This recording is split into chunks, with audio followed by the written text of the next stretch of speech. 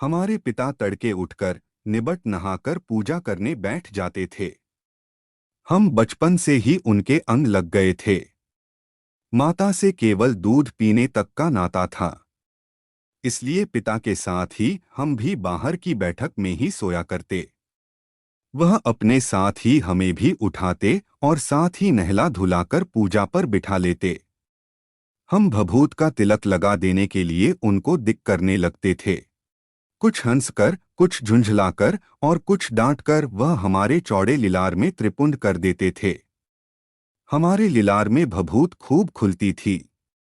सिर में लंबी लंबी जटाएं थीं। भभूत रमाने से हम खासे बम्भोला बन जाते थे।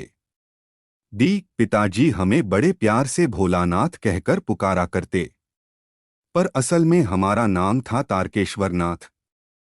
हम भी उनको बाबूजी कहकर पुकारा करते और माता को मैया। जब बाबूजी रामायण का पाठ करते तब हम उनकी बगल में बैठे बैठे आईने में अपना मुंह निहारा करते थे। जब वह हमारी ओर देखते तब हम कुछ लजाकर और मुस्कराकर आईना नीचे रख देते थे। वह भी मुस्करा पड़ते थे। पूजा पाठ कर चुकने के बाद वह राम राम लिखने लगते। अपनी एक रामनामा बही पर 1000 राम नाम लिखकर वह उसे पाठ करने की पोथी के साथ बांधकर रख देते।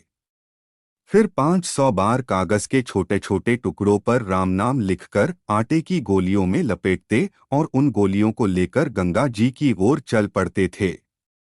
उस समय भी हम उनके कंधे पर विराजमान रहते थे। जब वह गंगा में एक एक आटे की गोलियां फेंककर मछलियों को खिलाने लगते, तब भी हम उनके कंधे पर ही बैठे बैठे हंसा करते थे। जब वह मछलियों को चारा देकर घर की ओर लौटने लगते तब बीच रास्ते में झुके हुए पेड़ों की डालों पर हमें बिठाकर झूला झुलाते थे। कभी कभी बाबूजी हमसे कुश्ती भी लड़ते। वह शिथिल होकर हमारे बल को बढ़ावा देते और हम उनको पछाड़ देते थे। यह उतान पड़ जाते और हम उनकी छाती पर चढ़ जाते थे। जब हम उनकी लंबी लंबी मूछें उखाड़ने लगते तब वह हंसते हंसते हमारे हाथों को मूछों से छुड़ाकर उन्हें चूम लेते थे। फिर जब हमसे खट्टा और मीठा चुम्मा मांगते तब हम बारी बारी कर अपना बाया और दाहिना गाल उनके मुंह की ओर फेर देते थे।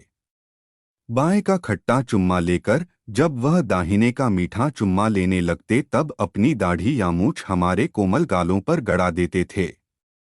हम झुंझलाकर फिर उनकी मूछें नोचने लग जाते थे। इस पर वह बनावटी रोना रोने लगते और हम अलग खड़े खड़े खिलखिलाकर हंसने लग जाते। उनके साथ हंसते हंसते जब हम घर आते तब उनके साथ ही हम भी चौके पर खाने बैठते थे।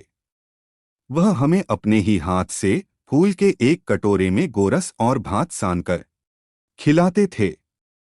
जब हम खाकर अफर जाते तब मैया थोड़ा और खिलाने के लिए हठ करती थी। वह बाबूजी से कहने लगती, आप तो 4-4 दाने के कौर बच्चे के मुंह में देते जाते हैं। इससे वह थोड़ा खाने पर भी समझ लेता है कि हम बहुत खा गए। जानते बच्चे को भरमुंह कौर खिलाना चाहिए।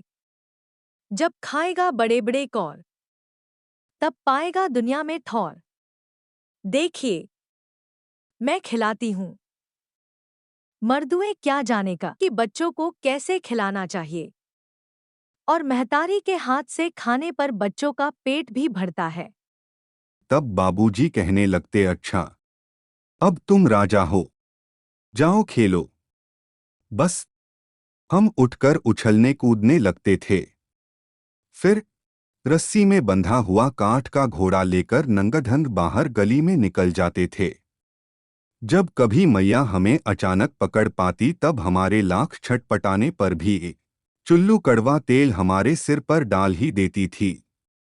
हम रोने लगते और बाबूजी उस पर बिगड़ खड़े होते। हम उन खेल के साथियों को देखते ही सिसकना भूलकर बाबूजी की गोद से उतर पड़ते और अपने हमजोलियों के दल में मिलकर तमाशे करने लग जाते थे। तमाशे भी ऐसे वैसे नहीं, तरह तरह के नाटक। चबूतरे का एक कोना ही नाटक घर बनता था। बाबूजी जिस छोटी चौकी पर बैठकर नहाते थे, वही रंगमंच बनती। कभी कभी हम लोग बारात का भी जुलूस निकालते थे। कनस्तर का तंबूरा बजता, अमोले को घिसकर शहनाई बजाई जाती, टूटी चूहेदानी की पालकी बनती।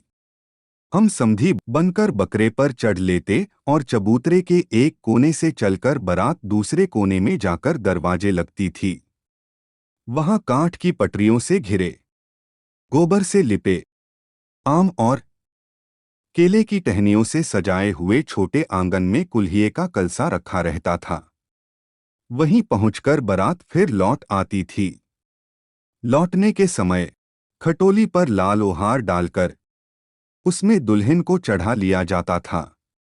लौट आने पर बाबूजी ज्यों ही ओहार उघार कर दुल्हन का मख निरखने लगते त्यों ही हम लोग हंसकर भाग जाते। थोड़ी देर बाद फिर लड़कों की मंडली जुट जाती थी। इकट्ठा होते ही राय जमती की खेती की जाए, बस चबूतरे के छोर पर घिरनी गड़ जाती और उसके नीचे की गली कुआं बन जाती थी। मूंछ की बटी हुई पतली रस्सी में एक चुक्कड़ बांध गराड़ी पर चढ़ाकर लटका दिया जाता और दो लड़के बैल बनकर मोट खींचने लग जाते। चबूतरा खेत बनता। कंकड़ बीज और ठेंगा हलजुआठा बड़ी मेहनत से खेत जोते बोए और पटाए जाते। फसल तैयार होते देर न लगती और हम हाथों हाथ फसल काट लेते थे। काटते समय गाते थे, ऊंच नीच में बई कियारी, जो उपजी सो भई हमारी। फसल को एक जगह रखकर उसे पैरों से रौंद डालते थे। कसोरे का सूप बनाकर ओसाते और मिट्टी की दिए के तराजू पर तौलकर राशि तैयार कर देते थे। इसी बीच बाबूजी आकर पूछ बैठते थे, इस साल की खेती कैसी रही भोलानाथ? बस फिर क्या, हम लोग ज्यों का त्यों खेत खलिहान छोड़कर हंसते हुए भाग जाते थे। कैसी मौज की खेती थी। ऐसे ऐसे नाटक हम लोग बराबर खेला करते थे। अगर किसी दूल्हे के आगे आगे जाती हुई ओहारदार पालकी देख पाते तब खूब जोर से चिल्लाने लगते थे, रहरी में रहरी पुरान रहरी, डोला के कनिया हमार मेहरी। इसी पर एक बार बूढ़े वर ने हम लोगों को बड़ी दूर तक खदेड़कर ढेलों से मारा था। आम की फसल में कभी कभी खूब आंधी आती है। आंधी के कुछ दूर निकल जाने पर हम लोग बाग की ओर दौड़ पड़ते थे। वहां चुन-चुनकर घुले घुले गोपी आम चापते थे। बरखा बंद होते ही बाग में बहुत से बिच्छू नजर आए। हम लोग डरकर भाग चले। हम लोगों में बैजू बड़ा ढीठ था। संयोग की बात, बीच में मूसन तिवारी मिल गए। बेचारे बड़े आदमी को सचता कम था। बैज उनको चिढ़ाकर बोला, बुढ़वा बेईमान मांगे करेला का चोखा। हम लोगों ने भी बैजू के सुर में सुर मिलाकर यही चिल्लाना शुरू किया। मूसन तिवारी ने बेतहाशा खदेड़ा। हम लोग तो बस अपने अपने घर की ओर आंधी हो चले। जब हम लोग न मिल सके तब तिवारी जी सीधे पाठशाला में चले गए। वहां से हमको और बैजू को पकड़ लाने के लिए 4 लड़के गिरफ्तारी वारंट लेकर छूटे। इधर ज्यों ही हम लोग घर पहुंचे त्यों ही गुरुजी के सिपाही हम लोगों पर टूट पड़े। बैजू तो 9-11 हो गया, हम पकड़े गए। फिर तो गुरुजी ने हमारी खूब खबर ली। बाबूजी ने यह हाल सुना। वह दौड़े हुए पाठशाला में आए। गोद में उठाकर हमें पुचकारने और फुसलाने लगे। पर हम दुलारने से चुप होने वाले लड़के नहीं थे। रोते रोते उनका कंधा आंसुओं से तर कर दिया। वह गुरुजी की चिरौरी करके हमें घर ले चले। रास्ते में फिर हमारे साथी लड़कों का झुंड मिला। वे जोर से नाचते और गाते थे, माई पकाई गरगर पुआ, हम खाए पुआ ना खेलब जुआ। फिर क्या था, हमारा रोना धोना भूल गया। हम हट करके बाबूजी की गोद से उतर पड़े और लड़कों की मंडली में मिलकर लगे वही तानसुर अलापने। तब तक सब लड़के सामने वाले मकई के खेत में दौड़ पड़े। उसमें चिड़ियों का झुंड चर रहा था। वे दौड़ दौड़कर उन्हें पकड़ने लगे पर एक भी हाथ न आई। हम खेत से अलग ही खड़े होकर गा रहे थे, राम जी की चिरई, राम जी का खेत, खा लो चिरई भर भर पेट। हमसे कुछ दूर बाबूजी और हमारे गांव के कई आदमी खड़े होकर तमाशा देख रहे थे और यही कहकर हंसते थे कि चिड़िया की जान जाए, लड़कों का खिलौना। सचमुच लड़के और बंदर पराई पीर नहीं समझते। एक टीले पर जाकर हम लोग चूहों के बिल से पानी उलीचने लगे। नीचे से ऊपर पानी फेंकना था। हम सब थक गए। तब तक गणेश जी के चूहे की रक्षा के लिए शिव जी का सांप निकल आया। रोते चिल्लाते हम लोग बेतहाशा भाग चले। कोई औंधा गिरा, कोई अंटाचिट, किसी का सिर फूटा, किसी के दांत टूटे। सभी गिरते पड़ते भागे। हमारी सारी देह लहूलुहान हो गई। पैरों के तलवे कांटों से छलनी हो गए। हम एक सुर से दौड़े हुए आए और घर में घुस गए। उस समय बाबूजी बैठक के ओसारे में बैठकर हुक्का गुड़गुड़ा रहे थे। उन्होंने हमें बहुत पुकारा पर उनकी अनसुनी करके हम दौड़ते हुए मैया के पास ही चले गए। जाकर उसी की गोद में शरण ली।